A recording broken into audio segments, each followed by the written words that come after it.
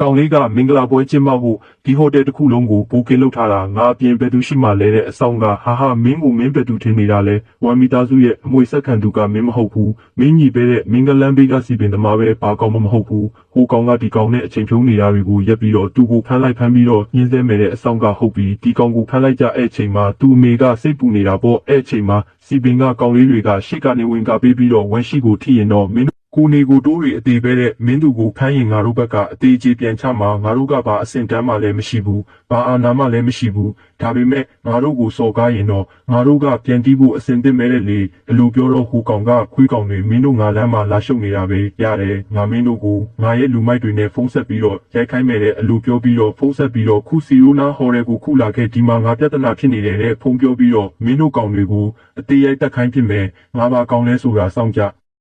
ဤနေလိုက်တဲ့ကောင်လေးကငါတငယ်ချင်းတွေပေးဖက်ပြီးအောက်ကိုဆင်းနေလိုက်သူကြည့်ရှင်းမယ်ဟိုကောင်တွေရောအကုန်ဆင်းဆိုတော့အကုန်အောက်ဆင်းကုန်တာပေါ့ကောင်လေးအမေကလည်းတားရမဖြစ်ပါနဲ့တော့အမေတို့ပြန်ရအောင်ငါသားကိုစိတ်ပူတဲ့ဘာညာတွေပြောနေတာပေါ့ကောင်လေးကလည်းရတဲ့အမေစိတ်ပူနေတဲ့ဟိုကောင်ကဟျောင်ငါရဲ့လူတွေလာရင်တော့မင်းအသေးပဲတဲ့မင်းထမင်းဝအောင်စားထားတဲ့အဲ့ချိန်မှာကောင်လေးရဲ့တက်တော်ဆောင်ကရောက်လာပြီလေ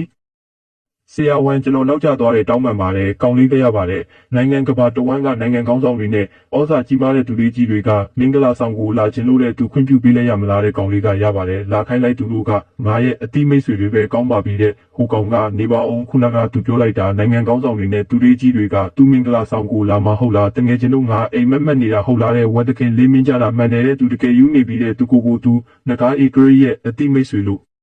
လဲပြောသေးတယ်သူမကြ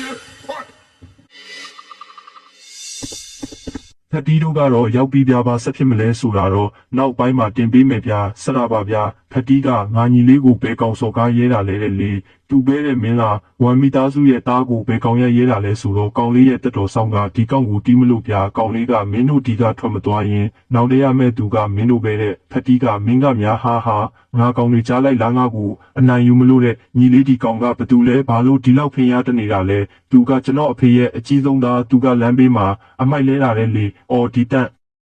ရှီးသမားကအားချောင်းနေတာပဲတဲ့ကဲငါရဲ့နာမည်ကိုမိတ်ဆက်ပေးမယ်ငါကပေပြီးငါကကလေးဘွားကပြည့်စိတ်တွေကိုပျော်တမ်းလိုက်တတ်တယ်ကြီးလာတော့လူတွေပဲလိုက်တတ်တော့တာပြီးတော့ပစိန်ခိုင်းကိုငါပဲတီထောင်ခဲ့တာငါမင်းကိုပြမယ်ဒီပစိန်ကထိဖျားကိုလူသွေးနဲ့အယောင်ဆိုးထားပြီးလူပေါင်းများစွာကိုခုတ်ခဲလို့ပဲတဲ့ကိုနေကိုတိုးအားတွေပဲဆွချောင်နေတော့တာပဲတဲ့ကောင်လေးရဲ့တက်တော်ဆောင်ကဒီကောင်လုံးနေပြီးသူကိုတီးလိုက်တော့မယ်တဲ့ပြောပြီးတာနဲ့တန်တီးတော့တာပဲဗျာဖတ်တီးတော့နောက်ကို180ဒီဂရီလောက်လွတ်ထွက်သွားတယ်ဗျာခွေးသားလေးမင်းကများငါကိုရိုက်ရဲတယ်ဟုတ်လားမင်းတို့ဘာကိုစောင့်နေတာလဲဒီကောက်ကိုတီးတော့ဟိုကောင်တွေကပြေးလာပြီးတော့ကူလာကားတွေကလူပဲတာတာလေးတွန်းလဲလိုက်တယ်ပြီးတော့နောက်တစ်ယောက်ကိုမြန်မာကားတွေကလူပဲဝိလက်သီးနဲ့ထိုးလိုက်တယ်နောက်တစ်ယောက်ကိုလည်းအေးစီလေးပဲထိုးလိုက်တယ်ဖတ်တီးတောင်လန့်ပြီးတော့လက်ထဲကပစိန်တောင်ပြုတ်ကျသွားပြီးလေရှက်နဲ့ပစိန်ကိုပြန်ကောက်ပြီးတော့တီးမယ်ပေါ့တက်တော်စောင့်ကောင်လေးကခုတ်လေခုတ်